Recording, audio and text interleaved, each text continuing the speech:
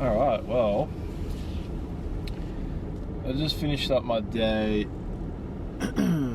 as a PT, and now I'm just going to head to the gym. I don't want to train at the gym I'm working at just because I got my upper day instead of my leg days. I generally like to do my upper days at the Revo gym, just because they have a T-bar at the Langwarrin Revo, which is programmed in for both my days. Well, I like to use the T-bar for my calsos, and I like to use the T-bar for my T-bar rows as well. So the new program starting, which is like the upper lower 6 days a week, kind of doing 1 or 2 sets per exercise, and then I just have like a T-bar like focus thing. Like I use the T-bar both days basically, both the upper days. So sorry if the lens is a bit dirty. I can see there's a bit of fucking dirt on there, but that's whatever. Can't fucking fix that now. But yeah, I thought I'd just take you guys through a little bit of a drive, kind of from work to where my gym is, and then get stuck into a fucking workout, bro, just because it's been a while since I picked up the camera and did some sort of sit down vlog like this. I know I mentioned in my recent video, same thing, but I'll be doing like proper long form content where I'm actually speaking to the camera properly. Especially, I know last video was more of like a communal video where me and Jace kind of went through a workout together, spoke some shit. Yeah, I mean, this one will be more focused on the workout itself, kind of take you through what exactly I've programmed in for the 6 weeks. And I'm also going to be linking that down in the description. So if you do want to use the program or try it out for yourself, I have absolutely no frame of reference as to whether this program is good or not. Obviously, based on some programming principles, I think it's kind of okay. But I just wanted to really try out that high frequency, but also split up the days. Rather than doing full body like 3 days a week or every other day, I wanted to kind of put on 6 days a week. I understand this technically is probably not optimal. Alright, I understand that it's probably not completely optimal, just because you will be incurring some sort of like fatigue that bleeds into the next workout. But I think for me, I like to have that I like to split up the lower and upper, just because I feel like it's really hard to actually output the amount of force that you want to output, even when you're just doing it in that one session, rather than splitting it up into 2 sessions. I find it quite a little bit easier to really push through the workout when you do split it up into like the upper and lower days. So it kind of depends what you want out of it, but I'm trying this one. It's really low volume, so the most amount of sets one of the muscles gets a week is 10 sets a week, and that's like the legs. I like to work a little bit higher volume on the legs, but the upper body, some of the stuff is really, really low volume. Like I'm talking pushing 5 or 6 sets a week in terms of the volume for some of the upper body stuff, so it's quite low. But yeah, man, like, I don't know, it feels kind of weird sitting down, driving around. Maybe the mic quality might not be the best with this one, just because I'm trying out a new setup. I don't have the little lapel mic actually on me, so maybe the mic's bouncing up and down a bit. I'll have to have a quick watch of this and see how it is in the post-production, see if I need to change anything, but it should be okay. Hopefully it's alright, hopefully you can actually hear what I'm saying. Yeah, it is moving around a little bit on there, so maybe it is a bit fucked. But yeah. I also just wanted to have a little bit of a chat about this online shit. Like, I've been seeing so many influencers and you know, this whole science-based versus fucking bro lifting community. Like, I think it's like, it's tragic. Like, I don't know, there's so many people that are just at odds with each other. Sorry, this is moving a lot. That's going to make a lot of noise in the fucking editing. I'll put it there, we'll see if that's alright. But I think there's a lot of people in the science-based community who like to go with the bros, and there's a lot of bros who like to go with the science-based community, right? And I think there's definitely some kind of middle ground to be found between the two communities. I think the extremes of both sides are kind of harming the gym scene as a whole, like the serious gym lifting community. I think there's definitely a bridge to be, a gap that needs to be bridged to where we can actually see some sort of, I don't know, some sort of discourse that's not fucking toxic, and we can actually have, you know, a normal conversation. Because there's plenty of gym bro lifters that I speak to that once I understand, explain exactly why things are done a certain way, or why, you know, the literature is shown a certain way. And I always preface it. I always preface it by saying that this is the literature that I've read. This is theoretically how it should work, but obviously in practical application, it's not necessarily 100% correct. Like, there will be physiological differences between individuals that may impact the way certain protocols work. So maybe for one guy, let's say for example, this one guy, I don't know, let's just use a variable like maybe one guy's really fast twitch fibers that are really prone to fatigue. Potentially he does a really high volume protocol and just can't. He just breaks down. His body's fucked. He's always fatigued. He can't get through the workouts. He can't progress on his lifts, whatever. He drops it down to a really low volume protocol, and potentially he sees like a great amount of gains, right? Whereas if some guy was really slow twitch, just using this as an example, I don't know exactly if this is how it works, but just say some guy's slow twitch, and we drop him on a really low volume. Potentially, because his fibers are so resistant to fatigue but not prone to growth, potentially we do need to up the volume, make it a bit more for him so he can actually see some of the substantial growth there as well. Just a little bit of food for thought, and I think it's kind of overblown a little bit, just because at the end of the day, bro, I don't know where this thirst for knowledge kind of went away. Like all these like when you boil it all down, right? I'll try to organize my thoughts here to make it a little bit more digestible. But when you boil it all down, everything boils down to people wanting to get the most out of their exercise.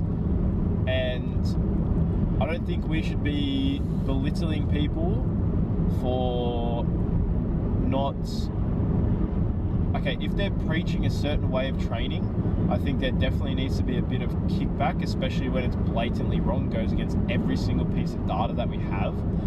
But if we are saying that we like training a certain way, and we understand that potentially it's not in favor of every single bit of literature, but one, we enjoy it more, so theoretically we're going to be able to get more out of that exercise compared to one that we don't like at all. And two, I don't know where I was going with the second point, but you get it right. Like, some people just prefer certain ways of training compared to others, and that's totally okay. But I think having a go at someone just because they do prefer like a higher volume style of training, maybe they do enjoy that pump feeling, they just want to go to the gym and they want to get pumped, bro, at the end of the day, as long as they are seeing some sort of progress in terms of their lifts going up, like, fair enough, man. That's like, you can train like that, and like there shouldn't be this attacking of either side.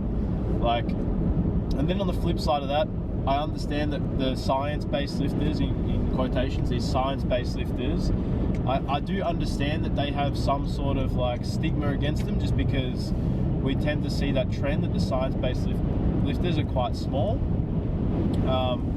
But at the end of the day, I don't think they deserve to get this hate. They're the people that have come into the scene. They are quite new to lifting, maybe like 1 to 2 years of lifting, and they're really trying to better their knowledge and understand exactly how to progress in the gym and how to put on muscle as quick as possible. So I don't think necessarily attacking them is the right approach. I think that there's definitely a middle ground to be had where we're not going to the absolute extremes, for example, of saying, you know, putting out rage bait content and saying, for example, that, okay, this exercise, you know, doing a fucking keen and flap, but like an isometric lat fucking keen and flap hold with a towel pressed against you is better than a normal 3x10 fucking lat pull down or some shit.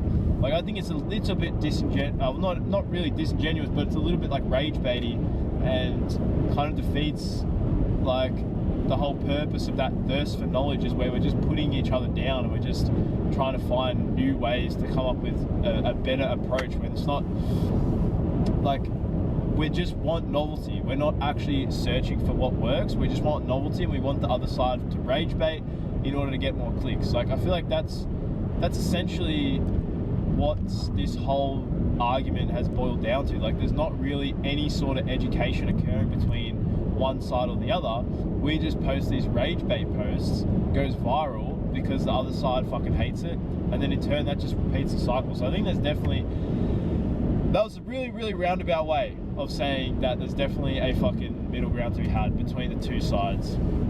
I think that the current discord between the two is just fucking annoying. Like, it's really not, like, no one wants it. It's not fun for anyone.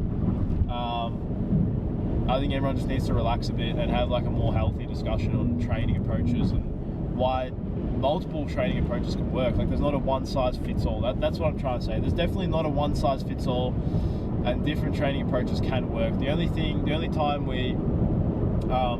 where I get a bit agitated is more so from people who do have some sort of qualification and they are not actually, like, they are saying that they are grounded in science and they're saying that they're grounded in recent research, but they fail to acknowledge that certain things might not add up. Say, for example, we have one side, like I'm not going to take sides. I'm sure from my other content you can probably understand what side I will take, but I'll give you an example. So we have one side where we're looking at an exercise protocol of 52 sets and up, and that's showing greater gains than 30 sets. I think it's a bit of a stretch for the one side to be saying that 50 sets is 100% better than 30 sets, and that we should always aim to be pushing the volume as high as possible. And then you have the other group that says like that under 10 sets is all you need, right? When on both sides of the spectrum there's certain variables that aren't accounted for, or they're accounted for in a certain way that maybe is not 100% a scientific method. There's just things, there's just gaps on both sides that we don't actually know exactly what is,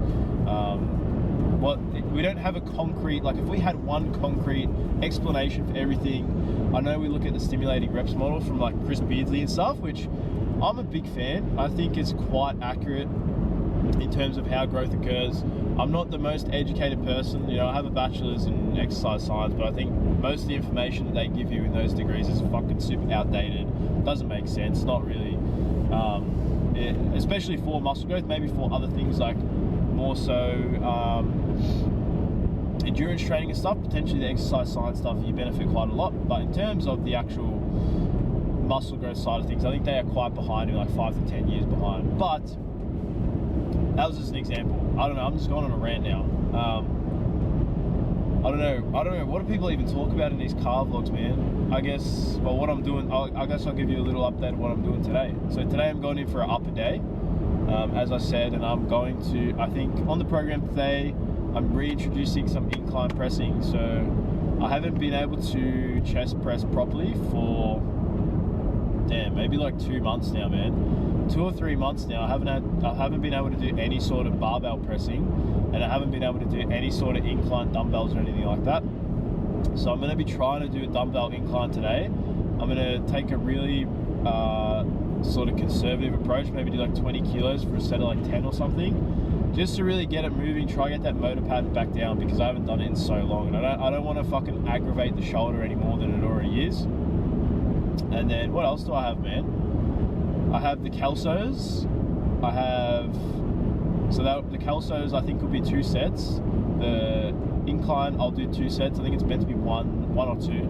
Then I have like a pec fly, I have lateral raises, and tricep push down, bicep curl, and something else for the back. I have it should be like a lat pull down, I think.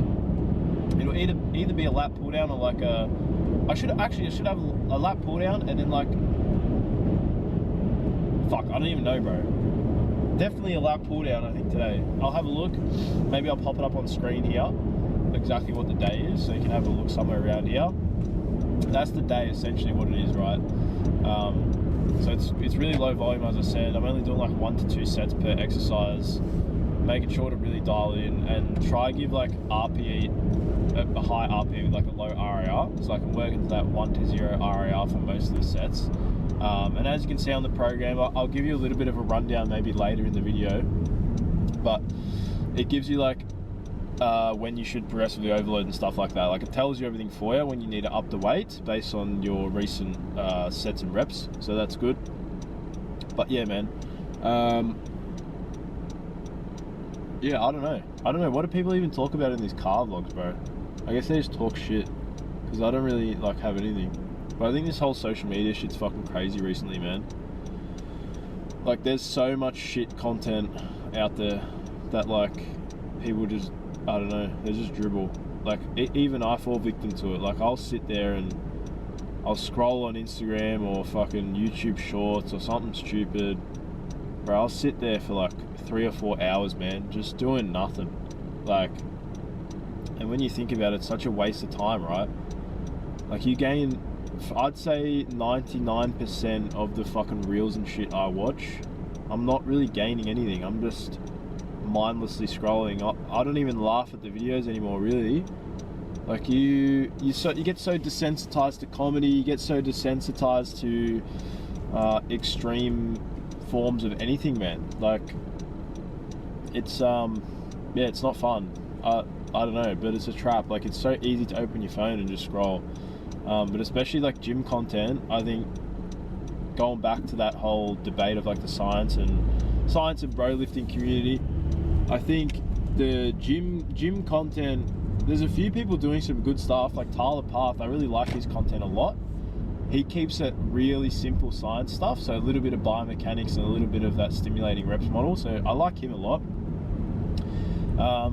And then you just have people posting a lot of misleading stuff, so things like, I don't want to name names, there is a really prominent bodybuilder who does these videos where he has like a bar on the screen and it fills up. You can probably infer who I'm talking about, but those are I'll use the word here, those are a little bit those are a little bit disingenuous. Just because he's saying one thing's better than the other, just because it has like either one or a larger range of motion, or two, the resistance profile is slightly different, when he doesn't actually give any sort of commentary or description as to why that might be the case. So his videos are interesting to say the least, if you know who I'm talking about. But yeah, I don't know. I might cut the vlog. I might cut the car portion off here. I'll meet you guys in the gym, just because I'm getting relatively close to home and I want to dox myself. But yeah, easy. I'll turn the camera off here and I'll see you guys in the gym. All right.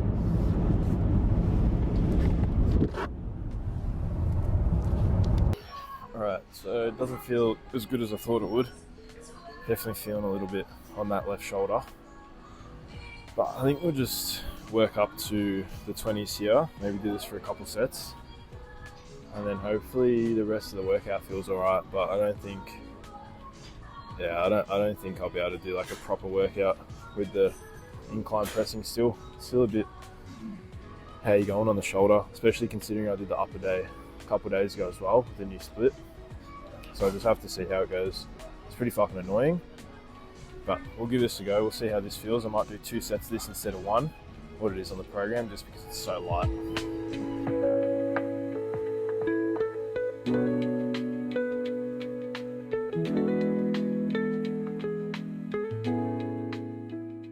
Alright, man. Well, it felt good. The 20s felt unreal, I'm not gonna lie. It felt a lot better than the 12.5s, which if you ask me doesn't make sense. But sometimes it works like that. Put a bit of load on the muscles and for some reason it just feels a lot better. So I'll do the 25s for a set of 12. And that'll be my working weight for today. I don't want to make it too hard, so I'm just going to keep that as my working weight. It'll probably still be like an RPE 5 or something, just to get back into the incline pressing, because I haven't done it for so long. I don't want to go crazy, otherwise I'll injure myself again. Alright, let's do it, man. Let's do it.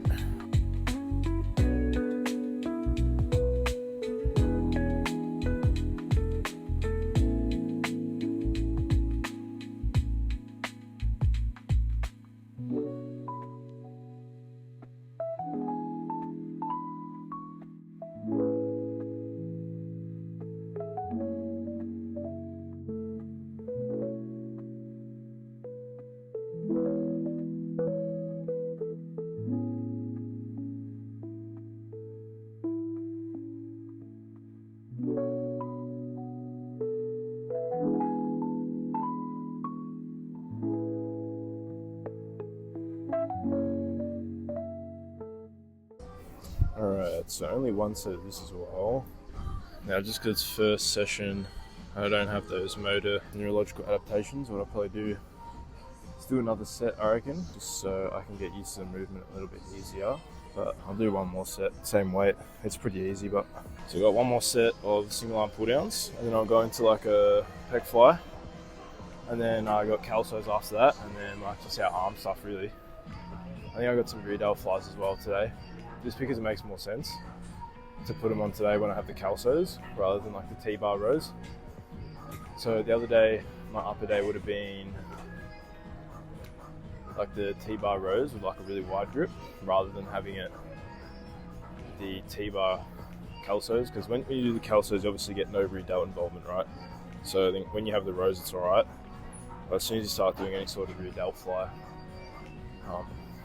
it's good to pair that with the calso, just because you get less upper back involvement in the rear delt fly and you get less rear delt involvement in the calso as well. That's the idea anyway. Alright, let's do it, one more set and we'll move on.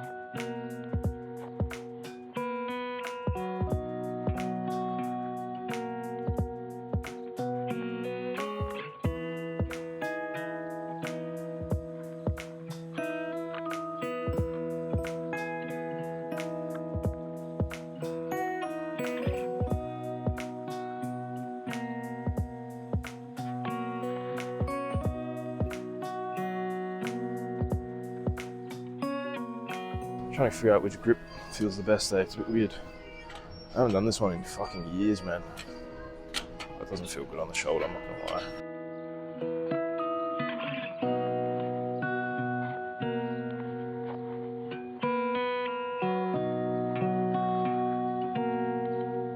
I don't know, that one doesn't feel good on the shoulder, man. Might have to change that. It's just a normal that pull down.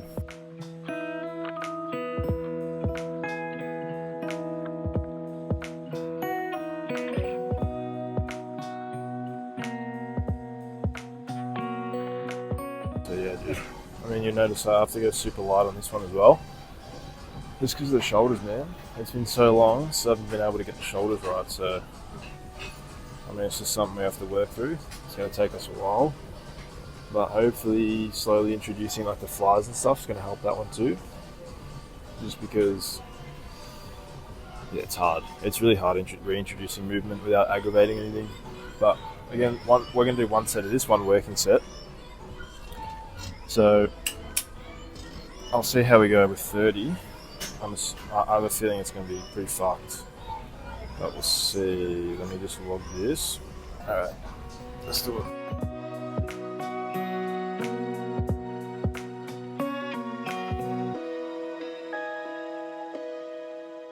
Alright, man. It felt better than expected, so that's good. It means I can start doing it again properly.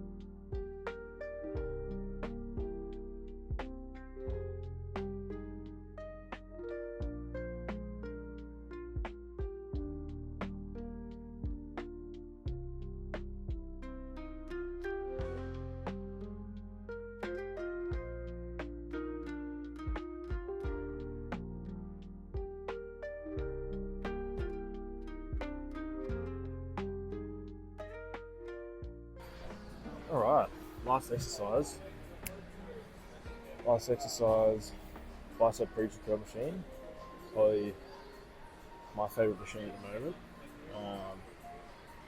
The Nautilus company makes really good machines. Like, I love their chest press, I love their bicep curl, I really like their vertical row as well, so it's like a super fucking good machine. But this one, I just do a 2x8/12, so same shit. But yeah, I couldn't show the other ones just because it's super busy. I didn't want to set up the camera and stuff in like the fucking dumbbell area or like the T-bar area. So I'll put up like the ones I missed after I talk about it at the end of the video, kind of discuss what you can do to kind of make it better. But last exercise, last set, thought I'd set it up just because it's a little bit out the way, so a little bit better.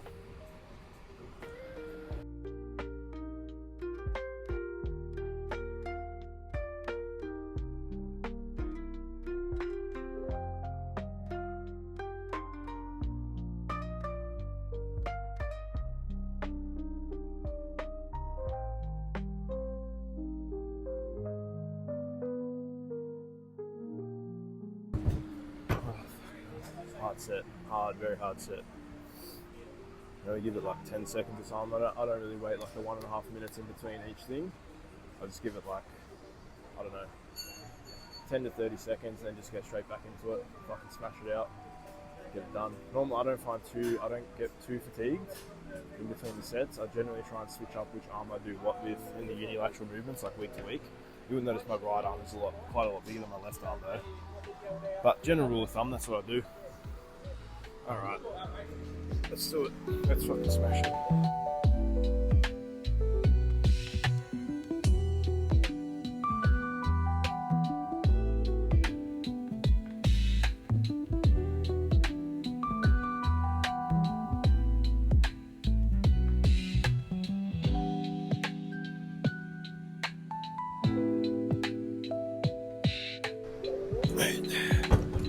Alright, that's it. Workout done. Let's fucking get out of here, bro.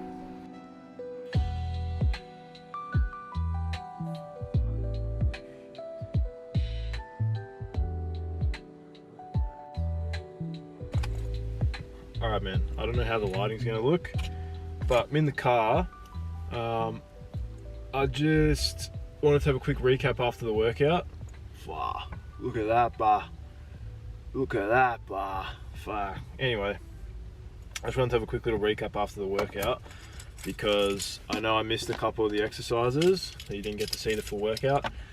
It's school holidays here and the gym got really busy, so I couldn't show you exactly the whole workout. But basically the only things I didn't film, let me have a look. I'll tell you exactly what I didn't film and I'll go over it. I know the talking part, I couldn't really talk. It's super busy, got a bit overwhelmed, you know how it is. I didn't want to fucking stick a tripod in there for the whole workout and just kind of shove it in people's faces as I was working out. I didn't film the rear delt flies, I didn't film the tricep push downs, and I didn't film the lateral raises. Everything else I filmed, so everything else you should have saw exactly what I did. I got to look back at that dumbbell row form and the calso form as well, because some things I haven't done on those things. Like I haven't done a dumbbell row in years. I remember I used to do them like way back when. Haven't done them in years, thought about putting it back in. It's like a kind of anti-rotation movement as well, so it's a good one for that sort of stability requirement as well of any other movements. So I thought I'd just chuck that one in there as well. And then I've also got the T-bar calsos. So I've done calsos before on a Smith machine and I've done calsos before with a barbell. I think it feels really different with the T-bar for some reason. So that's also one that I gotta look at and make sure I'm doing it right. I'm sure it'll be okay, but definitely want to just make it as good as possible. But those are the only ones that I really missed out on, and obviously the lateral raises as well. I do those on a machine, like a lateral raise machine, where your arms are out like this, you're kind of lifting them up. So it's like super simple one. Shit, I'll turn this music down actually. It's a super simple one. Nothing too crazy. I'll let this person go. Go on. There we go. Yeah, so it's something pretty simple. The workout is super fast too. It really doesn't take too long at all to get the workout done compared to a lot of other like really intense push days, because you are only doing like the one set, right? You're only doing one set per exercise for a lot of them, so it goes quite quick. But that's basically one of the upper days that I have on this new program. So if you guys have a look at the program, you should be able to see that program now in the description. Hopefully that's there for you. If not, drop me a comment and I'll post it through to you on YouTube and make that a lot easier. Actually, that's probably a good way to go about it. If you do want the program, just comment program and I'll send that through to you on the YouTube DMs, or I'll apply to your comment with the program link. But yeah, I guess just drive home now and kind of get to editing this video. I mean, there's not really anything else I want to say other than, you know, recapping what I did, what I kind of missed. I guess the only other thing it felt kind of weird was like the single arm pull downs. Dude, I haven't done single arm pull downs since like my first year of lifting, which was a long time ago. So it's been fucking ages since I've done a single arm pull down. And just because of how my shoulders are, so I got a bit of impingement, a bit of bursitis in those shoulders. It is something that I have to really make sure that I'm not putting it in like a compromised position and make sure I'm working through ranges of motion that I can actually do. So that was a bit of a weird one, just because it felt kind of strange, just like pulling it down from that overhead position. I could kind of feel that something wasn't happy in there, but it didn't feel terrible. All right, so maybe it's all right. We'll see how we go tomorrow when I wake up, see if it feels a bit funny. But otherwise, hopefully tomorrow I can get in my second leg session. So the second leg session is more of like a deadlift focused day. And oh shit, I don't want this camera to go flying.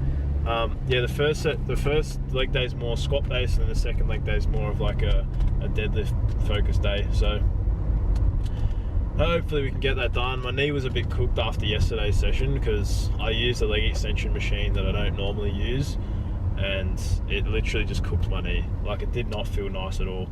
So hopefully tomorrow I wake up, my knee's good and my shoulders are good too. But otherwise, yeah, dude, thanks for watching, guys. I fucking appreciate it. I know that the views aren't, you know, it's really hard to look at analytics and not get fucking disappointed when my old videos, they used to be getting like fucking, I don't know, man. My old videos used to pop off, dude. I used to be getting, I remember one video got 12,000 views. It was the video going to the Gymshark pop-up in Melbourne, and we, you know, met like all the Gymshark people, got a few photos with them, asked them a few questions, all that type of shit. That was a pretty good video, and it got like 12,000 views. And then I had a couple, like my transformation video got a few thousand views. I had a couple that went above a K as well, but on average I was averaging like 300 views a video. And the last couple of views I've posted, last couple of videos that I have posted on this channel, I've only got like like 20 to 80 views on the videos. So it's a bit depressing.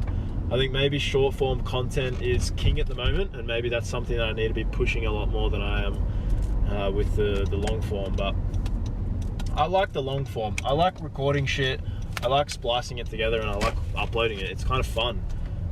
Whereas the short form content, I feel like it's very, I'm just working to kind of get the most dopamine out of people. Like, it's not a rewarding process. It's like, how can I maximize this as much as I can?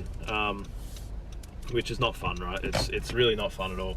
But I think that's the end of the video. So I'm parking up. So I'll see you guys then. Peace.